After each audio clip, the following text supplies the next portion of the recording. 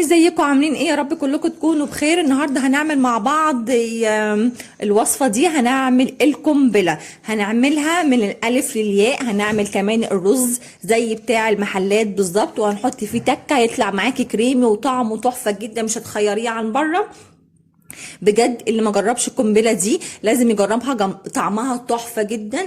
الرز بلبن مع البسبوسه والقشطه والكنافه كده طعمه حكايه بصراحه. بصوا بصوا بصوا كريم ازاي وطعمه تحفه جدا، لازم تجربوها، طعمها بجد اللي ما جربهاش وما دقهاش تابعوا معايا الفيديو للاخر، عشان اول ما اخلص تقوموا تعملوها على طول. تابعوا معايا الفيديو للاخر عشان نشوف القنبله اللي هنعملها. القنبله التحفه دي هنعملها ازاي بطريقه سهله جدا وبسيطه، وهنحط كمان تكه في الرز بلبن يطلع معانا زي بتاع المحلات بالظبط. يلا بينا نعمل الرز الكريمي ونشوف هنعمله ازاي. انا كنت عاملاه قبل كده في القناه، بس قلت اعمله معاكم تاني عشان نبدا القنبله من الاول، من الالف للياء زي ما بيقولوا. انا حطيت هنا نص كوبايه رز مغسول ومتصفي كويس جدا. نص كوبايه المج ده حطيت عليهم كوبايتين ميه كده، هسيبهم مع بعض يغلوا لغايه لما الرز يشرب الميه كلها، وبعد كده نضيف اللبن ونشوف هنعمل ايه مع بعض. خلاص كده زي ما انتم شايفين الرز شرب الميه كلها. هبدا اضيف دلوقتي عليه اللبن. انا عندي 2 الا شويه لبن على نص كوبايه رز، ممكن اسيب منهم شويه كده. في ناس هو يفضل طبعا ان اللبن ما يكونش مغلي، تحطيه يكون في الفريزر، تحطيه على طول. ده بيدي نتيجه حلوه جدا، لان القشطه بيبقى كله دسم، بيبقى زي بتاع المحلات بالظبط. بس انا هنا كان عندي اللبن مغلي وطلعت منه القشطه، قلت برضو هضيفها في الرز بس لما يستوي. بس هقلبه كده من تحت لفوق وافضل اقلب فيه شويه، واول ما يخش في مرحله السوا نبدا نضيف عليه السكر ونضيف عليه بقيه المكونات بتاعتنا. خلاص كده عدى على الرز قد تلت ساعه. هبدا دلوقتي اضيف السكر. هحط كده 4 معالق، ما تكتروش سكر يا جماعه لاني احنا هنحط حاجات تانية مسكره. اهو 4 معالق كبار كده عشان ما يبقاش مسكر قوي. هبدا اقلبهم كده كويس جدا ولغايه لما احس ان السكر داب مع الرز، وبعد كده هستنى عليه 5 دقايق تاني ونبدا نضيف عليه النشا ونسيبهم يغلي كلهم مع بعض. انا هستنى عليه قد 10 دقايق 5 دقايق، وبعد كده نحط النشا. عندي معلقتين نشا كبار على ربع كوبايه لبن هوريها لكم دلوقتي، وبعد كده نحطها عليه ونقلبهم كويس لغايه لما احس ان الخليط كله تقل معايا والنشا غلت مع الرز ومع اللبن. خلاص كده سبت الرز بعد ما ضفت عليه السكر قد 5 دقايق 10 دقايق. هبدا دلوقتي انزل عليه بالنشا. انا عندي اهي ربع كوبايه لبن عليهم معلقتين كبار نشا مدوباهم كويس جدا.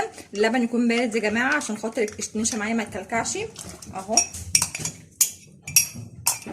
هبدا اقلبهم بقى لغايه لما احس ان الخليط معايا تقل، وهسيبهم قد 5 دقايق او 10 دقايق عشان خاطر النشا تغلي وكله يغلي من بعض واحس ان الخليط معايا تقل. هسيبهم قد 5 دقايق كده 10 دقايق، وبعد كده نطفي الرز ونضيف عليه بديل القشطه. انا عندي قشطه بس ما رضيتش احطها من وش اللبن. هوريكم هنعمل ازاي بديل القشطه، بيبقى حلو جدا وطعمه كريمي وزي اللي بنجيبه من عند الملكي، بيبقى احلى كمان. اوعوا تروحوا في اي حته، تابعوا معايا الفيديو للاخر لغايه لما النشا تغلي مع الرز، وبعد كده نضيف عليها بديل القشطه.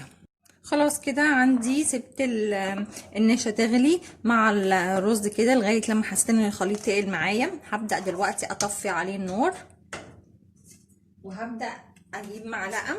نبدا نجيب بديل القشطه اللي هو ايه.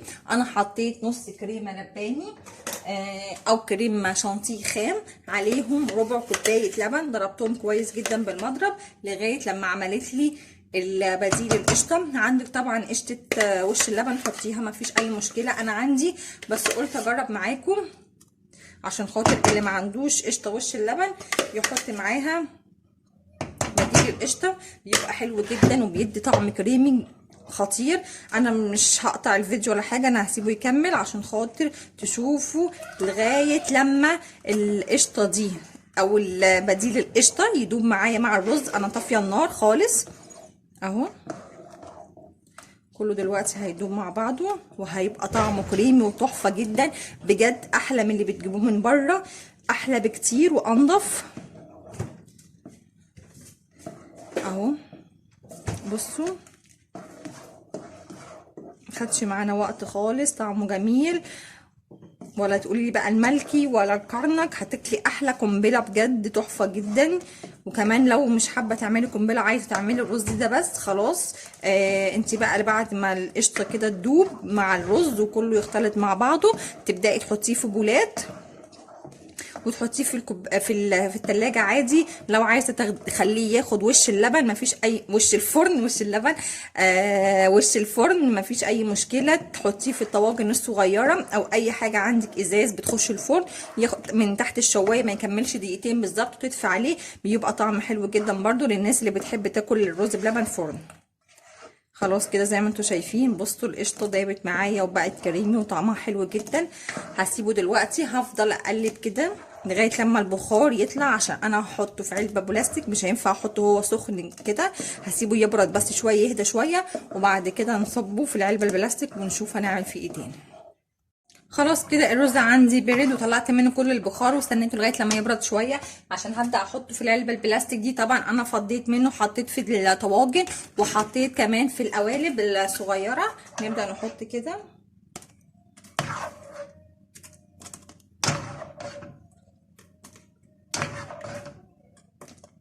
بعد كده بقى نضيف عليه كل المكونات بتاعه القنبله اللي خلاص كده بعد ما الرز بتاعنا سبته في التلاجة يبرد شوية، هبدأ انزل عليه عصير المانجا بتاعنا. انا عاملاه ضرباه في الخلاط ومزوده عليه شوية مية، نبدأ ننزل عليه كده.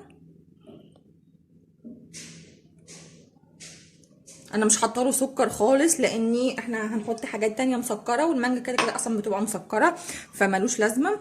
هنبدا نحط كده شويه انا مقطعه هنا فراوله وتفاح وعندي موز، نبدا نحط كده شويه، واي فاكهه عندك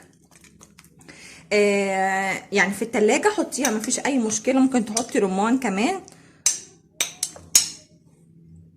نوزعها بس كده اهو، بيبقى طعمها حلو جدا واحلى من بتاعه بره بكتير. بس كده نبدأ ممكن كمان نحط شوية عصير كده اهو. نبدأ بقى نجيب كنافة بالشكل ده. الكنافة دي انا عاملاها في البيت هي والبسبوسة، لو عايزين طريقتها اكتبولي وانا هنزل لكم فيديو البسبوسة والكنافة. ونحط كده حتة بسبوسة، بعد كده بقى نحط القشطه البلدي دي، بتبقى حلوه جدا. القشطه دي بتاعت وش اللبن، لو مش عندك ممكن تحطي بديل القشطه اللي احنا عملناه مع الرز بلبن، بس انا بصراحه قلت هحط قشطه وش اللبن على الوش كده، تديها طعم حلو جدا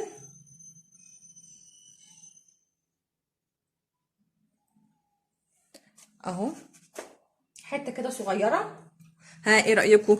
قنبله الكرنك ولا لا؟ احلى كمان، جربوها هتعجبكم ان شاء الله. يا رب النهارده يكون الفيديو عجبكم. عملنا القنبله بتاعه السيده او قنبله الكرنك، عملناها بطريقه سهله جدا وبسيطه من الالف للياء. يا رب يكون الفيديو عجبكم. لو عجبكم الفيديو ما تنسوش تعملوا لايك وتفعلوا الجرس عشان ينزل لكم كل جديد. اشوفكم على خير في فيديو جديد. باي باي.